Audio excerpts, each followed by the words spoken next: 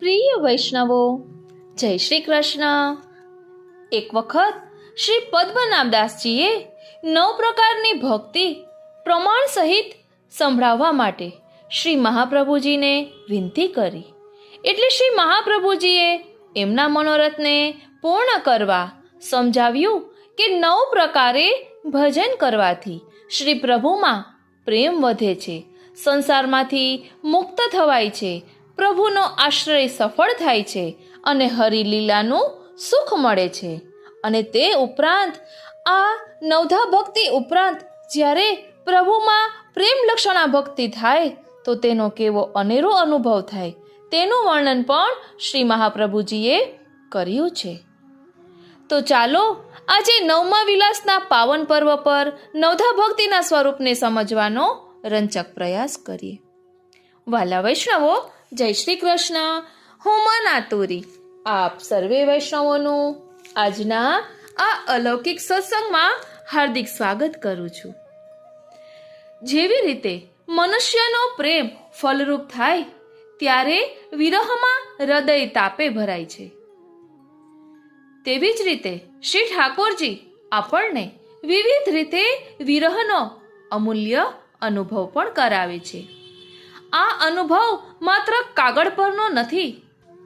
આ ભક્તિ પોષણ ગ્રંથો અને અન્ય મહાન ગ્રંથોમાં વર્ણિત ભાવ છે જે શ્રી મહાપ્રભુજીએ આપણને સમજાવ્યા છે. આપણે દરરોજ સત્સંગમાં પણ આ અનુભવ કરીએ છીએ. આજની જ વાત કરું, જ્યારે જે જોઈએ ત્યારે પ્રાપ્ત ન થાય અથવા તો મળે તો જાણે એવો અનુભવ થાય કે જેવી રીતે ગોપી ગીતમાં ગોપીજનો પ્રભુને શોધી રહી છે અને વિનંતી કરી રહી છે કે દર્શનમ દેહી ગોપીશ, હે પ્રભુ અમને દર્શન આપો. એવો જ અનુભવ જ્યારે આપણે સત્સંગમાં કંઈ અનેરું લેવું હોય અને કેટલા બધા પુસ્તકોમાં ગોતવા છતાં ન મળતું હોય ને ત્યારે આવી વિરહની અનુભૂતિ પણ પ્રભુ કરાવે છે. કારણ કે આ ફક્ત કોઈ ગ્રંથો, એ ફક્ત કોઈ કાગળ કે પૂઠો નથી. આ સાક્ષાત ભગવત સ્વરૂપ છે જેનો અનુભવ આપણને સત્સંગમાં ઠાકોરજી સ્વયં કરાવે છે. આપણા પર શ્રી વલ્લભની અનેરી કૃપા છે કે જેને કારણે આપણે આવો અનુભવ કરી શકીએ છીએ.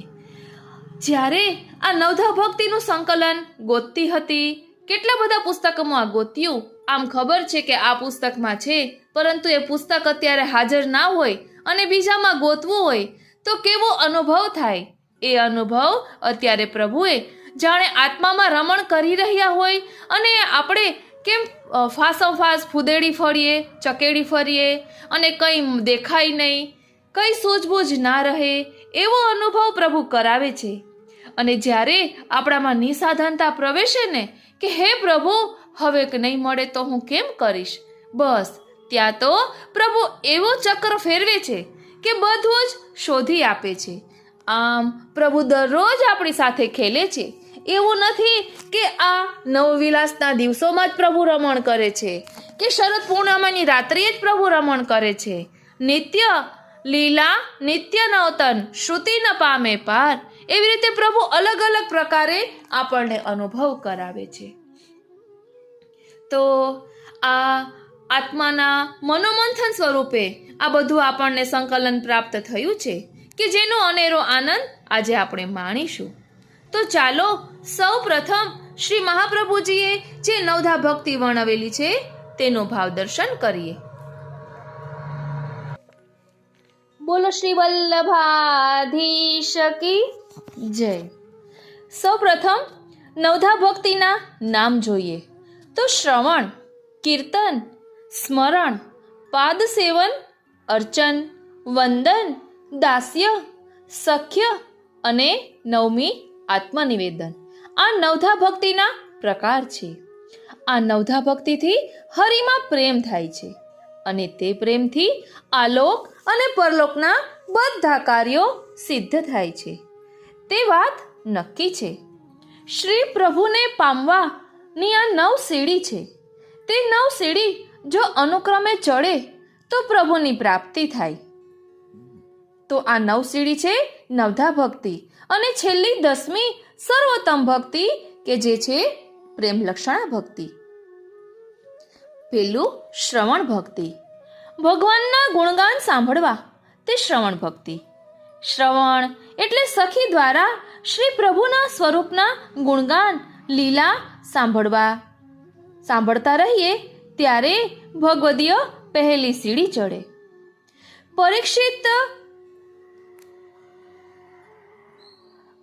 પરીક્ષિત રાજા, યક્ષ પત્ની અને દિનકરદાસ શેઠે આ શ્રવણ ભક્તિ સિદ્ધ કરેલી છે. બીજું છે કીર્તન ભક્તિ. તો ભગવાનના ચરિત્રનું કીર્તન કરવું તે કીર્તન ભક્તિ. કીર્તન એટલે સખી દ્વારા જે પ્રભુના ગુણગાન લીલા સાંભળે તે ગુણ સાંભળી હૃદયમાં રાખે પછી બહાર પ્રકાશ કરે એ બીજી સીડી ચઢ્યા કહેવાય. નારદજી, સુખદેવજી, ગર્ગાચાર્ય અને સુરદાસજીએ આ કીર્તન ભક્તિ સિદ્ધ કરેલી છે. ત્રીજું છે સ્મરણ ભક્તિ. ભગવાનનું ચિંતન કરવું તે સ્મરણ ભક્તિ. સ્મરણ એટલે પ્રભુના ગુણ રૂપ લીલા સંભારે અમારા શ્રી પ્રભુજીનું આવું સુંદર રૂપ એમ ધ્યાન નિરંતર કરે અને વિચારે કે એ પ્રભુને ક્યારે પામીએ એમ સદા મનમાં ધ્યાન રહે ત્યારે ત્રીજી સીડી ચઢ્યા કહેવાય. ગજેન્દ્ર, પ્રહલાદ, યમલાર્જુન અને સુહાએ આ સ્મરણ ભક્તિ સિદ્ધ કરેલી છે. ચોથું છે પાદસેવન ભક્તિ. ભગવાનના ચરણારવિંદની સેવા કરવી તે પાદસેવન ભક્તિ છે. પાદસેવન એટલે શ્રી પ્રભુજીને રસ સેવા નિમિત્ત સમયે જે જોઈએ તે બીડા, માળા, ચંદન, વસ્ત્ર તે સખી દ્વારા મોકલે શ્રી પ્રભુને અંગીકાર કરાવે તે પાદસેવનનું રૂપ છે. લક્ષ્મીજી, શિવજી, બ્રહ્માજી, પુલિંદીઓ અને કૃષ્ણદાસ મેઘને આ પાદસેવન ભક્તિ સિદ્ધ કરેલી છે. પાંચમું છે અર્ચન ભક્તિ. ભગવાનને અભ્યંગ એટલે કે સ્નાન કરાવવું અને ચંદન, પુષ્પ વગેરે અર્પણ કરવું તે અર્ચન ભક્તિ છે. અર્ચન એટલે પૂજા. પુષ્ટિ માર્ગીયમાં તેનો પ્રકાર સખી દૂતી સાથે સકળ સામગ્રી લઈ જ્યાં પ્રભુજી બિરાજે છે ત્યાં જઈને વિનંતી કરી સ્નાન કરાવે, શ્રીઅંગ ઉબટન કરાવે અને પછી સુંદર વસ્ત્ર ધરાવી અંગીકાર કરાવે, સુગંધી લગાવીને કેસરી તિલક કરે, નખશિખા આભૂષણ ધરાવે, રસ રીતે ભોજન સામગ્રી તાંબુલા રોગાવે, ફૂલની માળા સમર્પે, પછી દર્પણ આદિ દેખાડે, જ્યાં પોતે રહે ત્યાં પ્રભુજીને પધરાવે, એવી રીતે અર્ચન કરે. સમયાંતર એવી રીતે ભક્ત કરાવે ત્યારે જાણવું કે ભક્ત પાંચમી સીડીએ ચઢ્યા. કમલા, પૃથુરાજા, વ્રજકુમારિકાઓ અને પુરણમય ક્ષત્રિયે આ અર્ચન ભક્તિ કરેલી છે. ત્યારબાદ છે છઠ્ઠું વંદન ભક્તિ. ભગવાનને દીનતાપૂર્વક પ્રણામ કરવા તે વંદન ભક્તિ. વંદન એટલે પ્રભુનું અર્ચન કર્યું તે વખતે જે શોભા પ્રગટ થઈ તે શોભા, તે રૂપ, તે સમયના ગુણ, લીલા, હાસ્ય વિનોદ વગેરે સ્નેહ વાર્તા રસભાવ પોતાના અંતઃકરણમાં લાવીને વંદન કરે અને પોતાની દીનતા વિચારે કે આ સ્વરૂપને યોગ્ય હું નથી એમ વિચારીને વંદન કરે ત્યારે જાણીએ કે છઠ્ઠી સીડી ચડ્યા.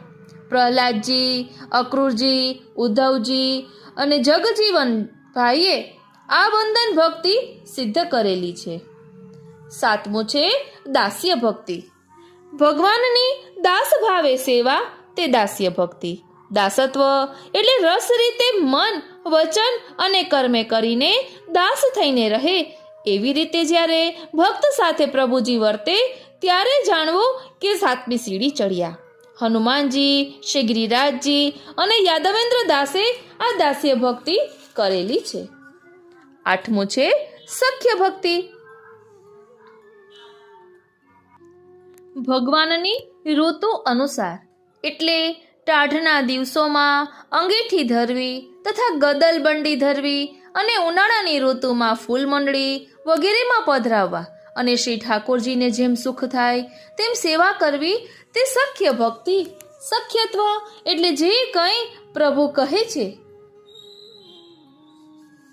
પોતાને ગમે, સર્વ ઉત્તમ જ લાગે, કંઈ પણ માઠું ના લાગે, કોઈ પણ પ્રકારનું આવરણ ના હોય, શ્રી પ્રભુજીની અપ્રસન્નતા હોય તો ઉત્તમ ન લાગે. સખ્યત્વનું સ્વરૂપ એ જ છે. આવી સ્થિતિ થાય ત્યારે 8મી સીડી ચઢ્યા કહેવાય. અર્જુન, ગોપસખા અને ગોવિંદ સ્વામીએ આ સખ્ય ભક્તિ સિદ્ધ કરેલી છે. 9મું છે આત્મનિવેદન ભક્તિ. ભગવાનને પોતાના દેહ સાથેનો તમામ પરિકર સમર્પવો તે આત્મનિવેદન ભક્તિ. આત્મનિવેદન એટલે દેહ, ઇન્દ્રિય, પ્રાણ, અંતઃકરણ, તેના ધર્મો, આલોક અને પરલોક સર્વ પ્રભુને સમર્પે એવી સ્થિતિ પ્રભુ ભક્તની કરે ત્યારે જાણવું કે 9મી સીડી ચઢ્યા. બલિરાજા, શ્રી ગોપીજનો અને માણેકચંદને આત્મનિવેદન ભક્તિ સિદ્ધ થયેલી છે. 10મું છે પ્રેમ લક્ષણા ભક્તિ. પ્રેમ થવાના કારણ 3 છે: રૂપ, ગુણ અને દ્રવ્ય. આ ત્રણેય વિકાર વિનાનો જે સહજ સ્નેહ તે શ્રી કૃષ્ણને ગમે છે. એવા નિર્વિકાર સહજ પ્રેમથી પ્રભુ ભક્તને વશ થાય છે. એવા ભક્તને છોડી એક ક્ષણવાર પણ દૂર જતા નથી. આવા પ્રેમી ભક્તે હર કોઈ ઉપાયે પ્રભુ સુખી થાય એને જ પોતાનું સુખ માન્યું હોય. નવધા ભક્તિના મૂળમાં પ્રેમ રહેલો છે. પ્રેમ હોય તો જ ભક્તિ સિદ્ધ થાય. જગતમાં સામાન્ય રીતે પ્રેમના સ્થાનરૂપ સગુણ અને દોલત હોય છે. પ્રભુની સાથેના સ્નેહમાં એ ત્રણેય ના હોય. અહીં તો નિર્વિકાર, સહજ અને સ્વાભાવિક પ્રેમ તે જ પ્રભુને વશ કરે છે. આવા ભક્તને પ્રભુના સુખે સુખ રહેલું છે. આ ભક્તિ વ્રજના ગોપીજનોને સિદ્ધ થયેલી છે. આ વ્રજાંગનાઓ જાતિએ આહિર હતી. એમાં પણ સ્ત્રીનો અધમ અવતાર હતો. ઉત્તમ કર્મ કરવાનો અધિકાર ન હતો. એક પ્રેમના પ્રતાપ સિવાય કોઈ અધિકાર ન હતો. એ પ્રેમ પ્રતાપે શ્રી કૃષ્ણચંદ્રને વશ કરી લીધા. આવી ગોપાંગનાઓના ચરણકમલની રજને શ્રી મહાદેવજી અને બ્રહ્માજી પણ નમસ્કાર કરે છે. એ પ્રેમ લક્ષણા ભક્તિ તે આગળની 9 પ્રકારની ભક્તિ કરતાં શ્રેષ્ઠ પ્રકારની છે. જ્યાં સુધી 9 પ્રકારની ભક્તિ હોય ત્યાં સુધી પ્રભુની પ્રાપ્તિ થાય નહીં. અને જ્યારે આ 10મી ભક્તિ પ્રાપ્ત થાય ત્યારે તેને ભગવત પ્રાપ્તિ થઈ કહેવાય. અહર્નિશ ભગવાનના ચરણારવિંદમાં સ્નેહ રહે, નિમિષ માત્ર પણ મન ચલાયમાન ન થાય ને શ્રી ઠાકોરજીની સેવા કરે. તે એમ જાણે કે હું કરતો નથી અને સેવાફળની ઈચ્છા રાખે નહીં. માટે જો પોતાને કરતા માને તો કામના રહે, પણ એ તો અકર્તા છે એમ જાણે ત્યારે ભગવદ્ લીલાની પ્રાપ્તિ થાય. આ પ્રેમ લક્ષણા ભક્તિ અતિ દુર્લભ છે. શ્રી મહાપ્રભુજીએ પદ્મનાભદાસજીને આ રીતે વિવિધ ભાવમય ઉપદેશ આપ્યો જે સુદૃઢ રીતે તેમના ચિત્તમાં ચોંટી ગયો. આવા શ્રી મહાપ્રભુજી પરમ કૃપાળુ છે. ભક્તોની ઈચ્છા પૂર્ણ કરનારા છે. આ રીતે આપણે પણ આપણા ગુરુદેવને, વલ્લભકુલના બાળકોને, વહુજી બેટીજીને વિનંતી કરીએ અને મનમાં કંઈક પ્રશ્ન હોય તો પૂછીએ તો આપણને પણ બધા પ્રશ્નોના જવાબ મળે. બસ તે માટે જોઈએ આતુરતા, વિકલતા, તત્પરતા. તો ચાલો વાલા વૈષ્ણવો, હવે આપણે સેવામાં આ 9ધા ભક્તિ કઈ રીતે સમાયેલી છે તેનું ભાવ દર્શન કરીએ. 9ધા ભક્તિ પુષ્ટિ માર્ગ. શ્રવણ. સવારે ઉઠીને એકબીજાના જય શ્રી કૃષ્ણ કહેવાના. કીર્તન, અષ્ટસખાની વાણી, જયકારો શ્રી કૃષ્ણનો. 3જું સ્મરણ. જય શ્રી કૃષ્ણ બોલવાથી તેનું સ્મરણ થાય. આમ જય શ્રી કૃષ્ણ બોલવાથી 3 પ્રકારની ભક્તિ સિદ્ધ થાય. 4થું અર્ચન. શ્રી ઠાકોરજીને સ્નાન કરાવીએ તે. વંદન. શ્રી ઠાકોરજીને નમીને વંદન કરીએ તે. પાદ સેવન. ચરણ સ્પર્શ કરીએ તે. દાસ્ય દાસોહમ કૃષ્ણત્વાસ્મી બ્રહ્મસંબંધ મંત્ર એટલે કે ગદ્ય મંત્ર બોલીએ તે. સખ્ય જ્યાં કોઈ ટેરો ન હોય, બધી વાત પ્રભુને કહીએ. આત્મનિવેદન સ્નાન કરીને ગદ્ય મંત્ર બોલીએ તે. 10મું પ્રેમ લક્ષણા ભક્તિ ગોપીજનોની છે. શ્રી ઠાકોરજીની આરતીમાં 15 આટા આવે. પહેલા 7 મોટા આવે જે 7 નિધિ સ્વરૂપના ભાવથી આવે. બીજા 7 નાના આવે જે શ્રી ગુસાઈજીના 7 લાલજીના ભાવથી આવે. અને પાછો એક મોટો આટો આવે જે શ્રી મહાપ્રભુજીના ભાવથી આવે. તેનો ભાવ એ છે કે બધાનો સમાવેશ એક શ્રી મહાપ્રભુજીમાં છે. આ રીતે પુષ્ટિ માર્ગમાં નવધા ભક્તિનું અનેરું મહત્વ છે. હજુ તો વલ્લભાખ્યાનના જે 9 આખ્યાન છે ને એમાં પણ નવધા ભક્તિ સમાયેલી છે. તેનું પણ ભાવ દર્શન કરીશું. અને આપણા શ્રીનાથજીના મંદિરમાં પણ નવધા ભક્તિ છે. તેમાં પણ મર્યાદા ભક્તિ અને પુષ્ટિ ભક્તિ એ બંને પ્રકાર દર્શાવેલો છે. ત્યાં આવેલી 9 સીડીઓ સૂરજપોળમાં કદાચ તો ત્યાં આવેલી 9 સીડીઓ એ મર્યાદા ભક્તિનું સ્વરૂપ છે. એવી જ રીતે શ્રીનાથજી ફૂલ ચોકમાં આવેલી 9 સીડીઓ એ પુષ્ટિ ભક્તિનું સ્વરૂપ છે. આપણે તેનું પણ ભાવ દર્શન કરીશું. બોલો શ્રી વલ્લભાધીશ કી જય. પ્રિય વૈષ્ણવો, આપણા શ્રી હરિરાય મહાપ્રભુજીએ શ્રીનાથજીના મંદિરની ખૂબ સુંદર ભાવના દર્શાવી છે.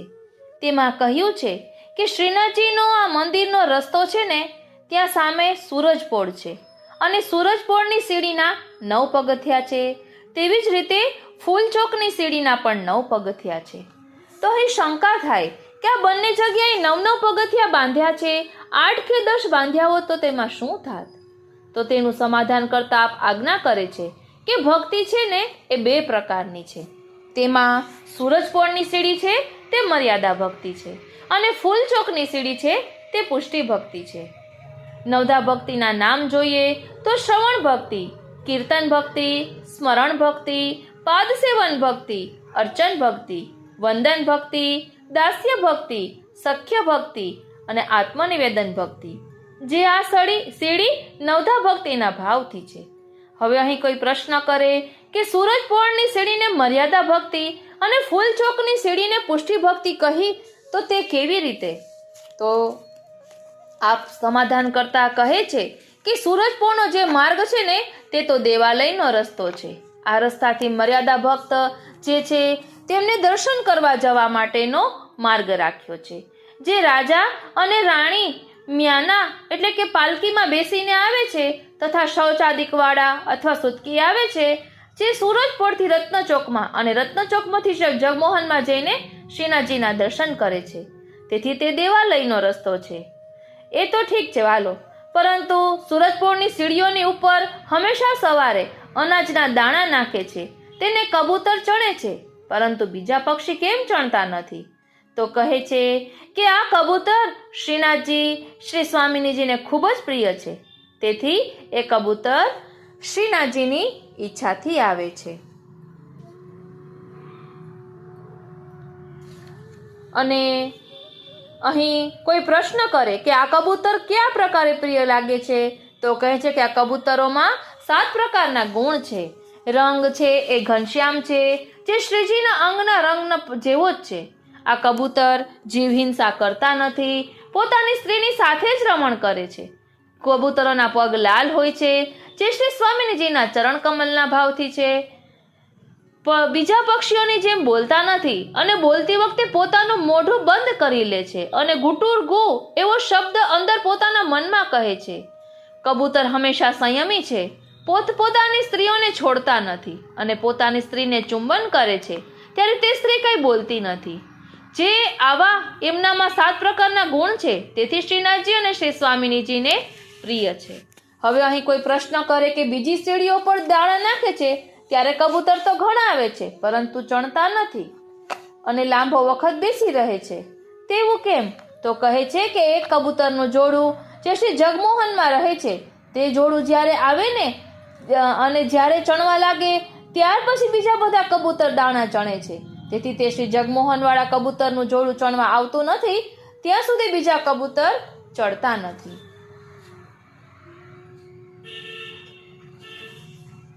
હવે અહીં કહે છે કે સૂરજપર્ણને આપે દેવાલયનો રસ્તો કર્યો. તો એ સૂરજપર્ણનો દરવાજો છે તેની ઉપર છજા છે, બીજું છે રત્નચોક તેની ઉપર છજા છે, અને ત્યારબાદ છે ફૂલ ચોક તે છે નિકુંજ સ્થાનને લીલાનો રસ્તો છે. પછી તેના દરવાજાની ઉપર છજા નથી.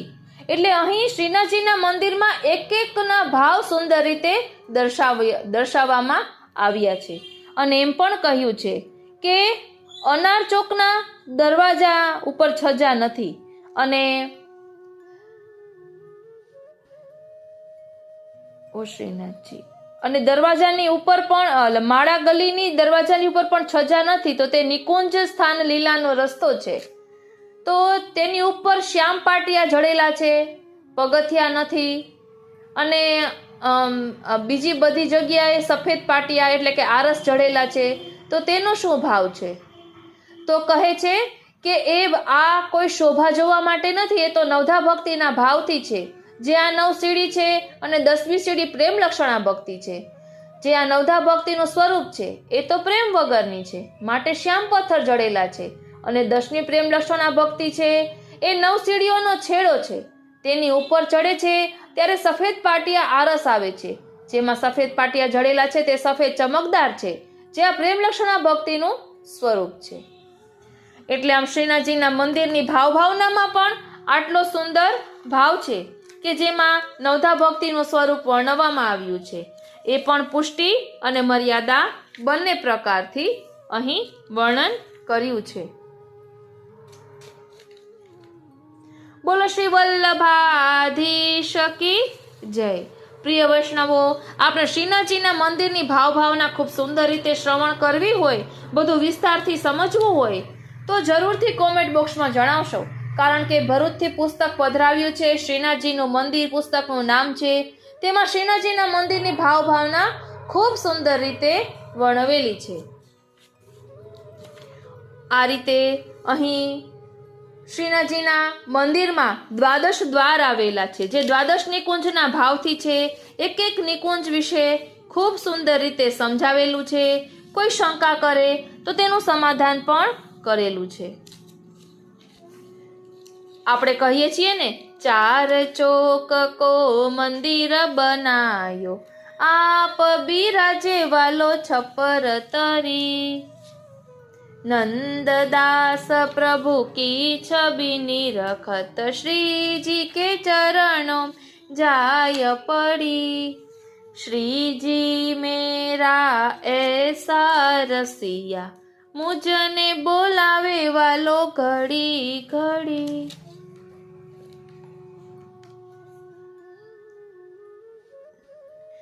અહીં પ્રેમ લક્ષણા ભક્તિનો પ્રકાર પણ દર્શાવ્યો છે ધોલીપટિયામાં. એ આપણે આવતીકાલે દશેરાના સત્સંગમાં લઈશું.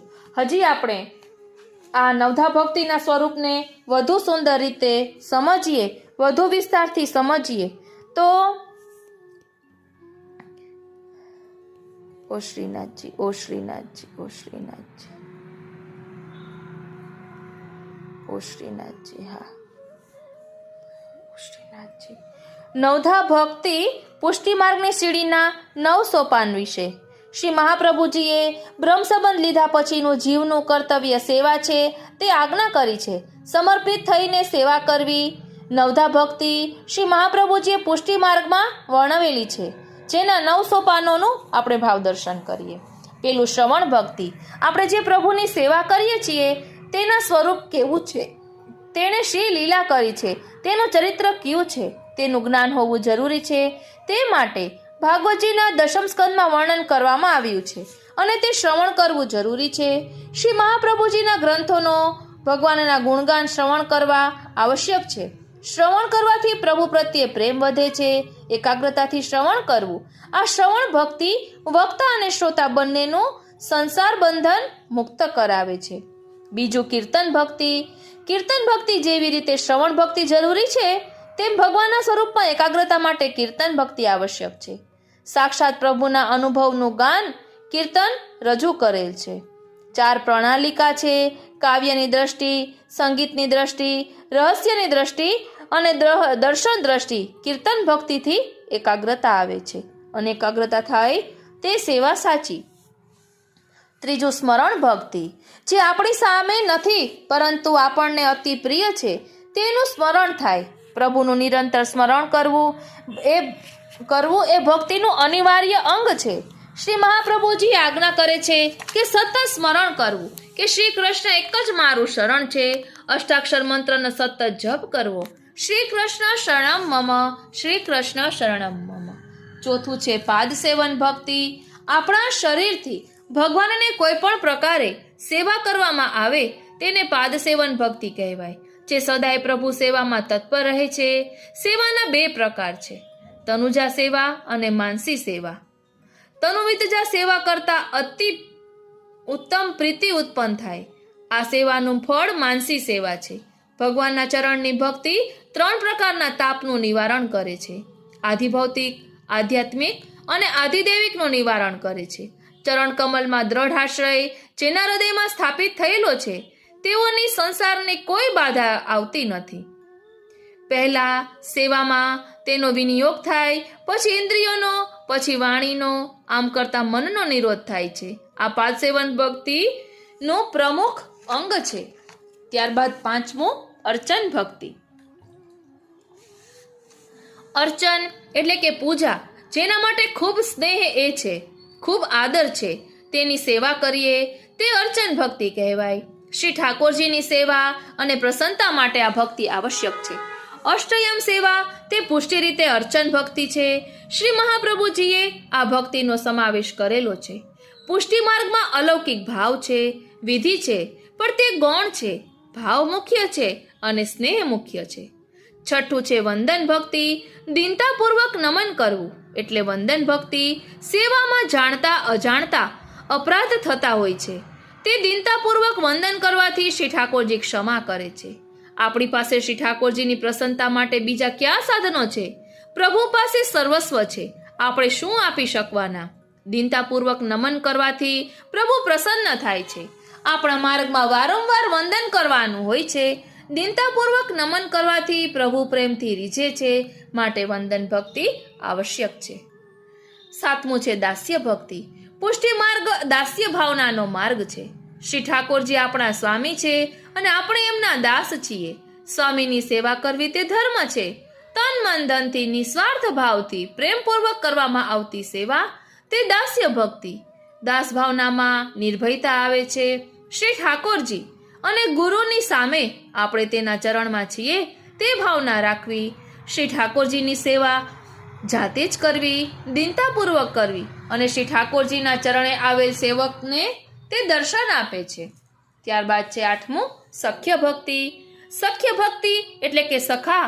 આપણને ભગવાને સખા બનાવ્યા, પરંતુ ભગવાને આપણને સખા બનાવ્યા. આ ભક્તિ ભગવાનની કૃપા વિના સિદ્ધ થતી નથી. જ્યારે પ્રભુની કથામાં, પ્રભુની સેવામાં આપણો નિરોધ થાય ત્યારે આ ભક્તિ સિદ્ધ થાય.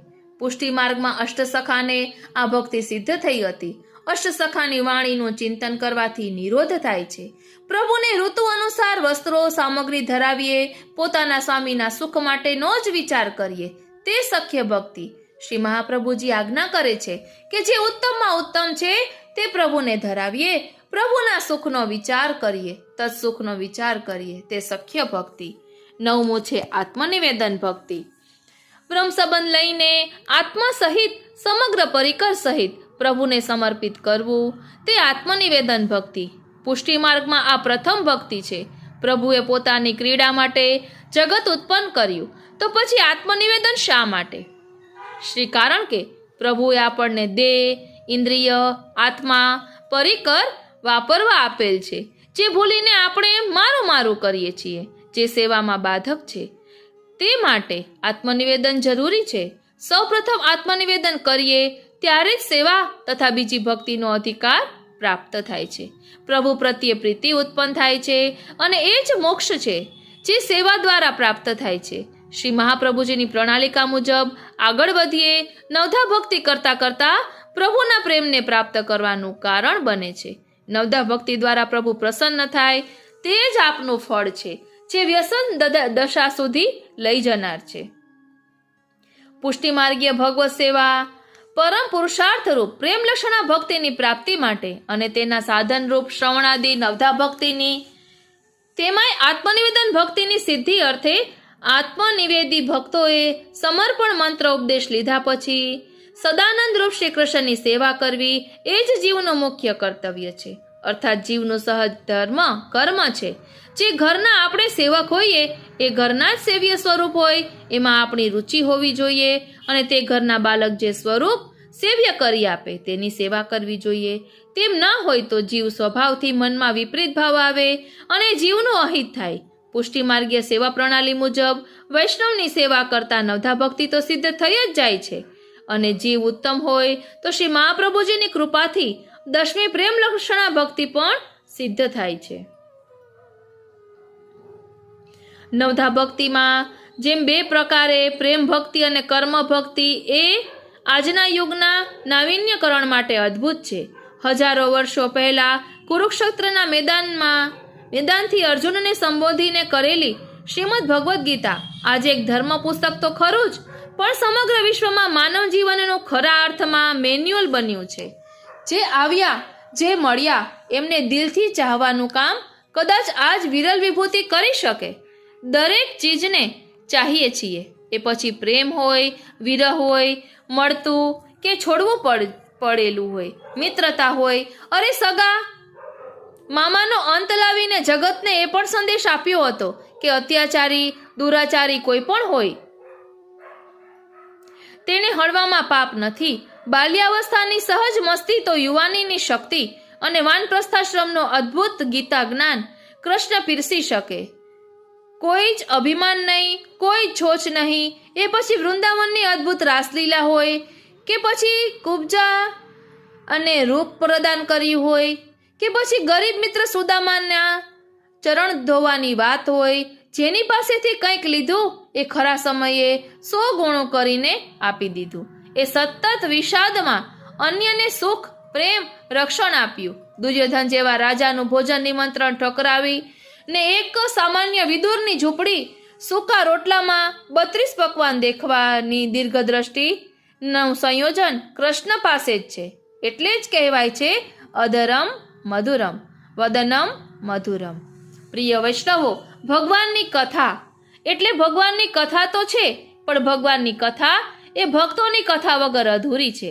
માટે દરેક શાસ્ત્ર પુરાણમાં ભગવાનની કથાની સાથે ભક્તની કથા આવે જ છે.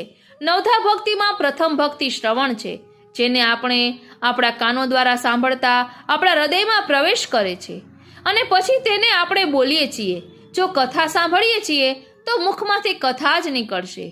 જીન હરી કથા સુની નહીં કાના, શ્રવણ રંધ્ર અહી ભવન સમાના. સંતજન કથા સાંભળવાના 4 લાભ બતાવે છે: તૃષ્ણા રહિત વૃત્તિ, અંતઃકરણની શુદ્ધિ, અનન્ય ભક્તિ અને ભગવદીઓથી પ્રેમ પ્રીતિ. બોલો શ્રી વલ્લભાધીશ કી જય. આમ આપણા પુષ્ટિ માર્ગમાં દરેક સ્થળે આ નવધા ભક્તિનું અનેરું સ્વરૂપ છે. કહેવાય છે ને કે ચરણ, શરણ, સ્મરણ અને અનુસરણ, આ 4 અવસ્થા દરેક વલ્લભ્ય વૈષ્ણવમાં મહત્વપૂર્ણ છે. શ્રી ઠાકોરજીના ચરણારવિંદનું ધ્યાન કરીને ગુરુના શરણે જવું, શ્રી ગુરુની શરણાગતિ સ્વીકારીને પ્રભુ પ્રીતમજીના શરણમાં પ્રીતિ કરવી, શ્રી ગુરુ આચાર્ય પાસેથી સેવા સ્મરણ કરવાની પ્રેરણા લઈને પ્રભુ સેવામાં લીન થવું, સ્મરણ ધ્યાન કરવું, શ્રી ગુરુની આજ્ઞાનું અનુસરણ કરવું. આ 4 અવસ્થા પાર ઉતરીએ ત્યારે સ્વયં પ્રભુ શ્રી કૃષ્ણની કૃપાનો અનુભવ થશે. શ્રવણ, કીર્તન, સ્મરણ, અર્ચન, વંદન, દાસ્યમ, સખ્યમ, આત્મનિવેદન વગેરે નવધા ભક્તિથી વૈષ્ણવે પોતે શ્રી કૃષ્ણ સાથે સનાતન સંબંધ બાંધી શ્રી કૃષ્ણના દાસ થઈ જવું એ જ માનવ જીવનનો ઉત્તમ પુરુષાર્થ છે. બોલો શ્રી વલ્લભાધીશ કી જય. શ્રી વલ્લભાખ્યાન અને નવધા ભક્તિની સામ્યતા. શ્રી વલ્લભાખ્યાનના દરેક આખ્યાનમાં કઈ ભક્તિનું કયા સ્વરૂપે નિરૂપણ કર્યું છે તેનો થોડોક વિચાર કરીએ. પ્રથમ આખ્યાનમાં શ્રવણ ભક્તિ પ્રકટ થાય છે. અક્ષર બ્રહ્મ પ્રભુની નિત્ય લીલા જગતનું સર્જન, સૃષ્ટિના પ્રકાર, નિર્ગુણ ભક્તિ વગેરે સિદ્ધાંતોનું શ્રવણ આપણે પ્રથમ આખ્યાન દ્વારા કરી શકીએ છીએ. તેથી શ્રી ગોપાલદાસજી પ્રથમ આખ્યાનમાં કહે છે, તે પ્રગટ્યાનું કારણ કહીએ જો સુરતા મન આણો, કરો કૃપા હું કરું વિનંતી પોતાનો કરી જાણો. બીજા આખ્યાનમાં કીર્તન ભક્તિનું સ્વરૂપ પ્રકટ થાય છે. તેમાં શ્રી મહાપ્રભુજીના ચરિત્રનું અત્યંત ઉલ્લાસપૂર્વક શ્રી ગોપાલદાસજી ગાન કરે છે અને તેથી તેઓ ગાય છે, યજ્ઞ પુરુષ હરિના શ્રુતિ ગુણ ગાયજી, ગાય શ્રુતિ ગુણ રૂપ અહર્નિશ ધરી ધ્યાન વિચાર, આનંદ રૂપ અનુપ સુંદર પામે નહીં કોઈ પાર, પ્રાણપતિ પ્રાગટ્ય કારણ કાંઈક કહું મતિ મંદ. આમ આ આખ્યાનમાં શ્રી મહાપ્રભુજીના ચરિત્રનું ગાન કર્યું છે. ત્રીજા આખ્યાનમાં સ્મરણ ભક્તિના દર્શન થાય છે, કારણ કે શ્રી ગુસાઈજીના પ્રાગટ્ય મહોત્સવનું અવલોકન કરી તેઓ તેના આનંદનું સ્મરણ કરે છે અને આપણને કરાવે છે. ચોથા આખ્યાનમાં પાદસેવન ભક્તિની મુખ્યતાનું નિરૂપણ છે. ચોથા આખ્યાનના પ્રારંભમાં ગાય છે ને, તે પદવંદુ શ્રી વલ્લભનંદજી. આમ આ આખ્યાનમાં શ્રી મહાપ્રભુજી અને શ્રી ગુસાઈજીના ચરણકમલનું વર્ણન છે અને તે ચરણકમલને તેઓ વંદન કરે છે. બીજી કડીના પ્રારંભમાં પણ આ જ પાદસેવન ભક્તિના આપણને દર્શન થાય છે. સુખદ વંદુ શ્રી વલ્લભ સુતના પદાંબુજ સુકુમાર. આમ શ્રી મહાપ્રભુજી અને શ્રી ગુસાઈજીના અલૌકિક સ્વરૂપના દર્શન કર્યા પછી ચતુર્થ આખ્યાનમાં તેમના ચરણારવિંદનું સેવન છે. પાંચમા આખ્યાનમાં અર્ચન ભક્તિ રહેલી છે. પાંચમા આખ્યાનમાં શ્રી ગુસાઈજીના અલૌકિક પ્રતાપ બળ, અલૌકિક શક્તિ અને લીલાનું તેઓ વર્ણન કરે છે અને એમની લીલામાં તેઓ તલ્લીન બને છે. તેથી તેમને અર્ચન કહ્યું છે. માટે કહે છે, વદન સુધા કર જોતે, વચન રસિક રસ રાસ ઉદ્યોતે, નવ જલ ઘન વપુ પોતે, ભક્તિ સરસ કીધા પ્રભુ હોતે.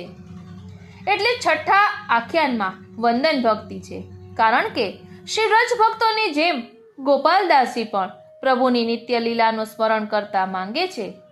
સગુણ સ્નેહી શ્યામળા વાલા, અહર્નિશ દર્શન આપોજી, પરમ સુખ દેવાને કાજે વાલો, બ્રજમંડળ સ્થિર કરી સ્થાપોજી. અને અંતમાં વિનંતી કરે છે, એ લીલા મારે મન વસો, જે ભક્ત માંગે માનજી. આમ આ છઠ્ઠા આખ્યાનમાં વંદન દ્વારા ભગવદ લીલાની પ્રાપ્તિની વિનંતી કરવામાં આવી છે. સાતમા આખ્યાનમાં અલૌકિક દાસ્ય ભક્તિનું નિરૂપણ છે. શ્રી ગુસાઈજી પોતાના સમગ્ર પરિવાર સહિત ગોપીભાવથી પ્રભુની સેવા જે પ્રકારે પોતાના ગૃહમાં કરે છે તેનું ખૂબ સુંદર નિરૂપણ કરવામાં આવ્યું છે. આઠમા આખ્યાનમાં શ્રી મહાપ્રભુજી અને શ્રી ગુસાઈજીના અલૌકિક સામર્થ્યનું નિરૂપણ કરતા જેમ એક સખા પોતાના બીજા સખાના ગુણગાન કરે ને, તેમ અહીં પણ ગોપાલદાસજી સખ્ય ભાવથી ગુણગાન કરે છે અને અંતે વિનંતી કરે છે, સહચરી રત્ન સુકંઠના દે ગાન સુયશ પ્રકાર, રસિક જન સૌ સંગ મળીને કરે તે ઉચ્ચાર, એણી પેરે લીલા કરે શ્રી વલ્લભ રાજકુમાર, ભક્તજનના કોડ પૂરો આપો ચરણ વિહાર. આમ ભગવત ગુણગાનમાં સૌ સખીઓ સાથે મળી ગુણગાન ગાય છે. તેમાં પણ સખ્ય ભક્તિનું નિરૂપણ છે. નવમા આખ્યાનમાં આત્મનિવેદન ભક્તિ છે, કારણ કે શ્રી ગુસાઈજીના પરિવારનું નિરૂપણ કરતા ગોપાલદાસજી પ્રારંભ જ ગાય છે, નિત્ય પ્રતિક્ષણો ક્ષણો સમારીએ રે, શ્રી વલ્લભનો પરિવાર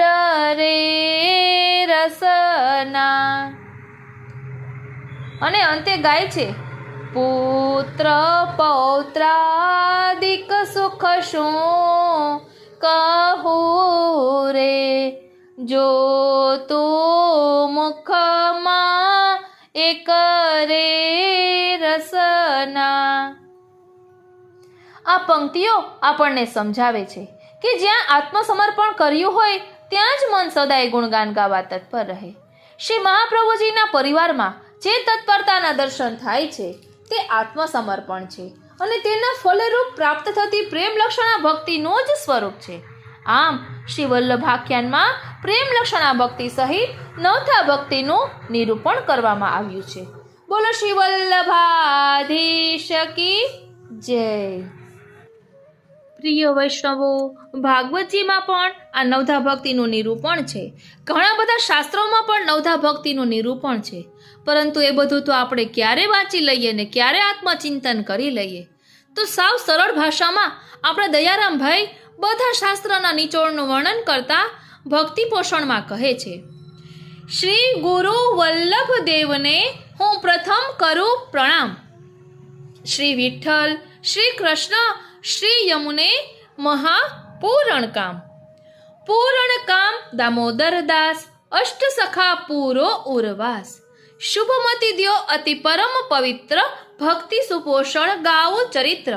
સેવો શ્રી કૃષ્ણ કૃપાળ. બસ પ્રેમે તમે ઠાકોરજીની સેવા કરો તો આ બધું આવી જશે. આગળ કહે છે, ચાર વેદ ખટ શાસ્ત્રનો વારે વારે કર્યો રે વિચાર. ઉપનિષદના અર્થનો શોધતા નીકળ્યો સાર. હવે શું સાર નીકળ્યો તે કહે છે, નીકળ્યો સાર શ્રી કૃષ્ણની ભક્તિ, સત્સંગમાં કરવી આસક્તિ. શ્રી પૂર્ણ પુરુષોત્તમને યુગ ચરણે, સર્વ સમર્પીને રહેવું શરણે. સેવો શ્રી કૃષ્ણ કૃપાળ. નહીં કોઈ જેની સમો વળી, કોઈ ઈશ ન જેને શીશ. સર્વ વસ્તુ તે થકી થઈ, જે કોઈ કહાવે સર્વના અધીશ.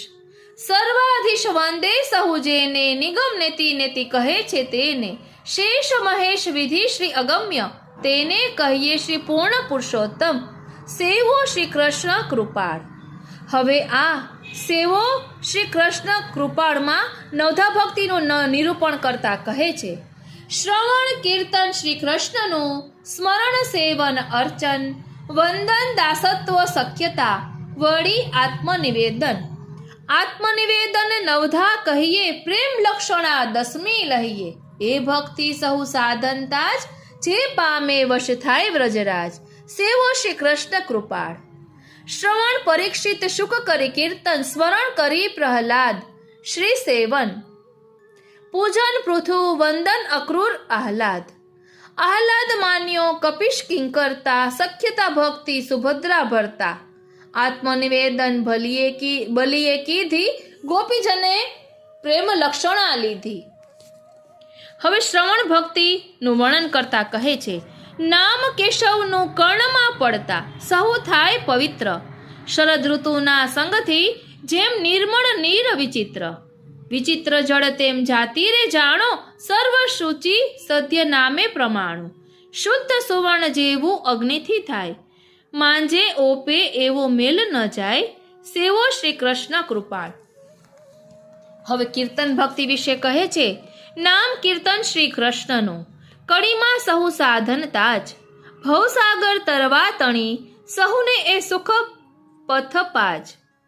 પાજ પ્રગટ શ્રમ નહીં, ઘણું સહેલું. દામ વિના ફળ થાય સહુ પહેલું. સર્વ અવસ્થામાં ને સૌ ઠોર, અધમ ઉત્તમ સૌને અધિકાર. સેવો શ્રી કૃષ્ણ કૃપાળ. સતયુગે જે ફળ ધ્યાનથી, થાતું ત્રેતામાં યજ્ઞથી જે. દ્વાપર પૂજને પામતા, સહુ કડી હરિ કીર્તને તે. તે થકી પણ અધિક ફળ હરિગુણ ગાતા. તો શું થયું તપ તીર્થમાં નાતા. મણી મળ્યો તે શોધે સિદ્ધ કોડી, વિના વિશ્વાસે મૂઢ મારે દોડી. સેવો શ્રી કૃષ્ણ કૃપાળ. એટલે અહીં ભક્તિ પોષણમાં શ્રવણ, કીર્તન, પાદ સેવન બધી ભક્તિનું નિરૂપણ કરતા ખૂબ સુંદર રીતે ભક્તિ પોષણ ગ્રંથમાં શ્રી દયારામભાઈએ વર્ણન કર્યું છે. એટલે આ નવધા ભક્તિ એ નવસૂરી રૂપ કહેવામાં આવી છે. આપણે આ ભક્તિ પોષણ ગ્રંથમાંથી નવધા ભક્તિનું નિરૂપણ વર્ણન વિસ્તારથી વર્ણન લઈશું. આ તો અહીં આપણે નવવિલાસના સત્સંગના રૂપમાં સમજ્યા કે આ નવધા ભક્તિનું શું ભાવ છે. એટલે આપણે બીજું કંઈ ન કરી શકીએ તો દ્રઢ શરણાગતિ સ્વીકારીને આ બધો જ અનુભવ આપણે કરી લઈએ છીએ. આ નવમા વિલાસના મુખ્ય મનોરથી શ્રી સ્વામિનીજી છે. નવમો વિલાસ અંતિમ વિલાસ એટલે આજનો આસો સુદનો નવમો વિલાસ સ્વયં શ્રી સ્વામિનીજીનો વિલાસ છે. આ વિલાસ સિવાય બાકીના વિલાસના મુખ્ય સખીઓ શ્રી સ્વામિનીજીની સખીઓ છે કે પ્રભુની અષ્ટપટરાણીઓનો મનોરથ સ્વરૂપનો વિલાસ છે.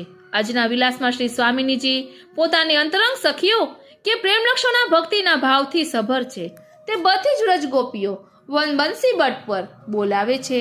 આ બધી સખીઓએ સુંદર વસ્ત્ર આભૂષણ સજીને વિવિધ સામગ્રીઓના થાળ લઈ બંસીબટ પાસેના વનમાં પધાર્યા. પ્રભુએ મુકુટ કાચરીનો શ્રૃંગાર ધારણ કર્યો છે. શ્રી હસ્તમાં વેણુ છે. પ્રભુના આ સ્વરૂપના દર્શન કરી સૌ આનંદિત રોમાંચિત થઈ જાય છે. આ સર્વ સખીઓએ આ યુગલ સ્વરૂપને 9 પ્રકારની સામગ્રી અંગીકાર કરાવી છે. પછી સૌ ભેગા થઈને રાસનો આનંદ લીધો છે. એટલે આપણે દ્રઢ શરણાગતિથી જ શરૂઆત થાય છે. તો શરણાગતિ કેને કહેવાય? તો કહે છે કે કળિયુગમાં ભક્તિ આદિક માર્ગ સૌ અતિ દુર્લભ, હરિશરણાગતિ સુદૃઢ હોય તો થાય સર્વ સુલભ. તો કલયુગમાં અધર્મોનો બંધુ છે. તેમાં કર્મ માર્ગ, જ્ઞાન માર્ગ અને નવધા ભક્તિ એ વિહિત ભક્તિ જેમાં છે તેવા ભક્તિ માર્ગના સાધનો સિદ્ધ થતા નથી. પણ શ્રી વલ્લભ નામ સ્મરણરૂપ શરણ દ્રઢ રાખવાથી સર્વ સુખ સુલભ થાય છે. વળી જેનો આશરો છે તેને તેની લાજ. આ કહેવત મુજબ શ્રી વલ્લભનો દ્રઢ આશ્રય કરવાથી આપણી ચિંતા શ્રી વલ્લભને થાય છે. તેથી પોતાના આશ્રિતજનોનો 3 પ્રકારના દુઃખો દૂર કરી આનંદનું દાન કરે છે. એટલે શરણાગતિ પણ શુદ્ધ થવી એ જીવ ઘણી કઠિન છે. સઘળી સાંગોપાંગ વસ્તુથી ગુરુથી બની છે. એટલે કળિયુગના સમયમાં ભગવાનની શરણાગતિ શુદ્ધ રીતે થવી કઠિન છે. તેને કારણે અભિમાન જ્યારે દૂર થાય ત્યારે શરણાગતિનો પ્રભુ સ્વીકાર કરે. જીવનમાંથી અભિમાન દૂર થતું નહીં હોવાથી શુદ્ધ શરણાગતિ થતી નથી. પણ ગુરુ સ્વરૂપ શ્રી વલ્લભ મહાકરુણાવાન હોવાથી દ્વેષવાળો જીવ હોવા છતાં પોતે જેનો અંગીકાર કર્યો છે તેવા જીવની પ્રભુને વિનંતી કરીને સોંપણી કરે છે. માટે શ્રી વલ્લભે કૃષ્ણાશ્રયમાં કહ્યું છે, વિવેક ધૈર્ય ભક્તિ આદિ રહિતસ્ય વિશેષતઃ પાપાસક્તસ્ય દીનસ્ય કૃષ્ણ એવ ગતિર્મમ. એટલે વિશેષ કરીને વિવેક ધૈર્ય ભક્તિ વગેરેથી રહિત અને પાપમાં જ આસક્ત દીન થયેલા જીવોનો હે શ્રી કૃષ્ણ આપ ઉદ્ધાર કરો. આવા દોષિત જીવને પણ આપ આપે પ્રભુને સોંપ્યા છે. આવા કરુણાસાગર શ્રી વલ્લભનું સતત સ્મરણ કરવું. શ્રી વલ્લભના સંબંધે શ્રી વલ્લભમાં તે સર્વ શ્રી વલ્લભ સાથે સંબંધ રાખનારમાં પણ છે તે વિશ્વાસ રાખવો. જીવની શક્તિથી કંઈ બનતું નથી. શ્રી વલ્લભના સામર્થ્યથી જ અલૌકિક સર્વ સિદ્ધ થાય છે. તેથી શ્રી વલ્લભ નામના સ્મરણથી શ્રી વલ્લભનો સંબંધ દ્રઢ રાખવો. જેમ લૌકિક સંસારમાં પતિની મિલકત ને તેની પત્નીની પણ કહેવાય છે, કારણ કે તે પત્નીનો સંબંધ તેના પતિ સાથે જોડાયેલો છે. તેવી રીતે શ્રી વલ્લભમાં પતિભાવના સંબંધ જેને થાય છે તેને શ્રી વલ્લભની આનંદની સંપત્તિ એવા શ્રી ઠાકોરજીની પ્રાપ્તિ થાય છે. એટલે જ કહ્યું છે, આશ્રય તો એક જ શ્રી વલ્લભનો રાખજો, સેવા કરીને દાસ ધર્મને નિભાવજો, સુબોધિની ગ્રંથ એને અમૂલક જાણજો, ભક્તિ રસ પાન કરી સૌને પીવડાવજો. આશ્રય તો એક જ શ્રી વલ્લભનો રાખજો. અને આપણા શ્રી હરિરાય મહાપ્રભુજીએ કહ્યું છે ને, નાશ્રિતો વલ્લભાધીશો ન ચ દ્રષ્ટા સુબોધિની ન રાધી રાધિકા નાથો વૃથા તજન્મ ભૂતલે.